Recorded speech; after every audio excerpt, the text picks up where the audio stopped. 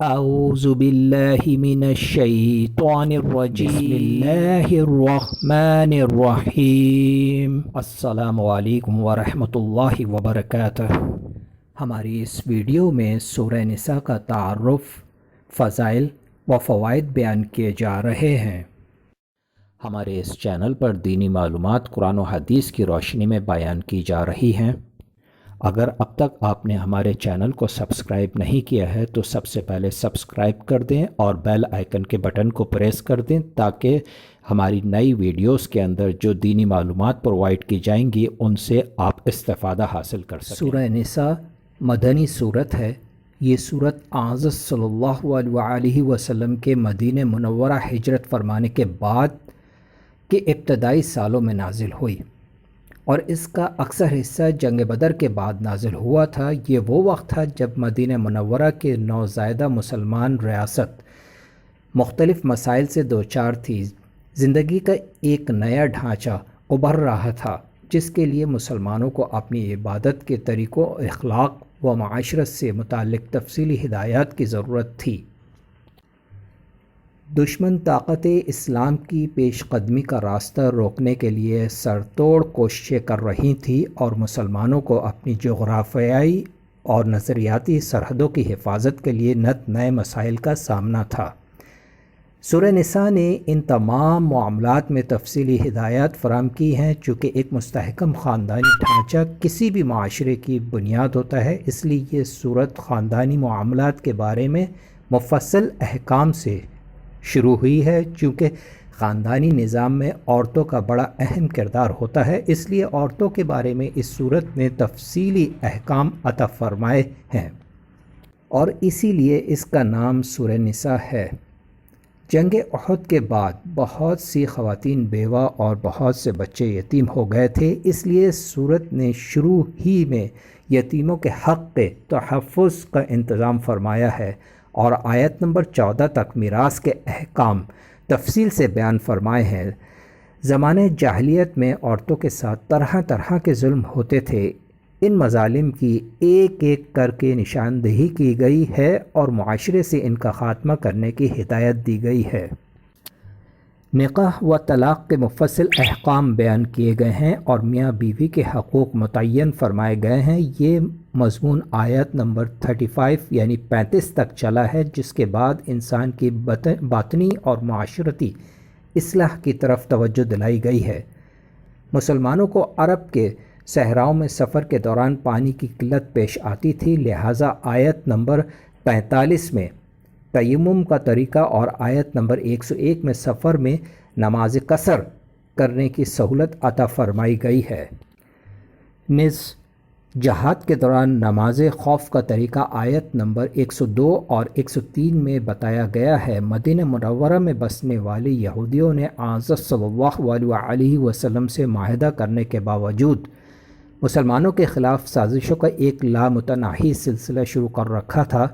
آیت نمبر 44 تا 57 اور 153 تا 157 میں ان کی بدعمالیوں کو واضح فرمایا گیا ہے اور انہیں راہ راست پر آنے کی ترغیب دی گئی ہے۔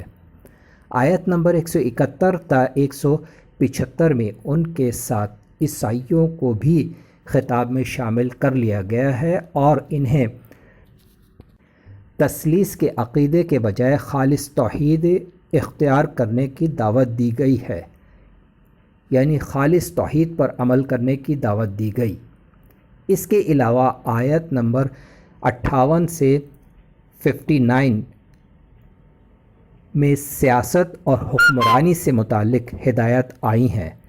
منافقین کے بدعمالیوں آیت نمبر 60 تا 70 اور پھر آیت نمبر 137 تا 152 میں واضح کی گئی ہیں۔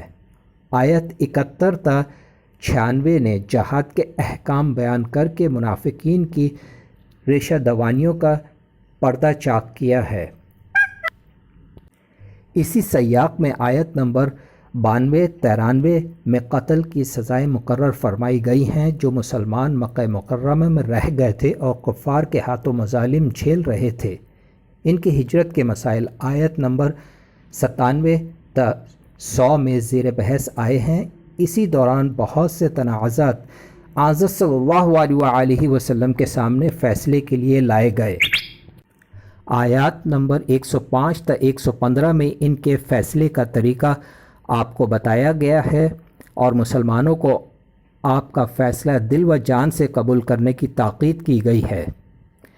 آیت نمبر 116 تا 126 میں توحید کی اہمیت واضح کی گئی ہے۔ خاندانی نظام اور وراثت کے بارے میں صحابہ کرام نے حضرت صلی اللہ علیہ وسلم سے متعدد سوالات پوچھے تھے۔ آیت نمبر 127 تا 129 اور پھر 176 میں ان سوالات کا جواب دیا گیا ہے۔ خلاصہ یہ کہ پوری صورت احکامات اور تعلیمات سے بھری ہوئی ہے، اور شروع میں تقوی کا جو حکم دیا گیا تھا، کہا جا سکتا ہے کہ پوری صورت اس کی تفصیلات بیان کرتی ہے۔ اب سورہ نساء کے فضائل و فوائد۔ گھبراہٹ اور ڈپریشن کے مریضوں کے لیے۔ ایسے مریض جو کہ گھبراہٹ اور ڈپریشن میں مبتلا ہیں، انہیں چاہیے کہ آدھے سے آدھا کپ عرق گلاب لیں اور آدھا کپ پانی لیں۔ عرق گلاب کے اوپر سورہ نساء 7 بار اول و آخر درود ابراہیمی پڑھ کر دم کریں اور آدھا گلاس پانی اس میں شامل کر کے اس عرق گلاب اور پانی کو مکس کر کر پئیں۔ انشاءاللہ تعالی گھبراہٹ اور ڈپریشن کے مریض حشاش بشاش ہو جائیں گے۔ اب سورہ نساء کا فائدہ مظلوم عورتوں کے لیے۔ وہ عورتیں جن کے شوہر ان عورتوں کو مارتے ہیں یا بہت زیادہ ظلم کرتے ہیں، یا ان عورتوں پر سسرال کی طرف سے بہت زیادہ مظالم ہوتے ہیں، یعنی انہیں مارا جاتا ہے یا ان پر ظلم کیا جاتا ہے، یا وہ عورتیں جن پر کسی قوم کی طرف سے بہت زیادہ ظلم ڈھایا جاتا ہے، ایسی عورتوں کو چاہیے کہ وہ سورہ نساء کی آیت نمبر 175 کو 41 بار اول و آخر درود ابراہیمی کے ساتھ نماز ظہر کے بعد یا نماز عشاء کے بعد پڑھ کر اللہ رب العالمین سے دعا کریں۔ انشاءاللہ تعالی اللہ پاک ایسی تمام عورتوں کو راحت نصیب کرے گا اور اپنے حفظ و امان میں رکھے گا۔ صدق اللہ العظیم۔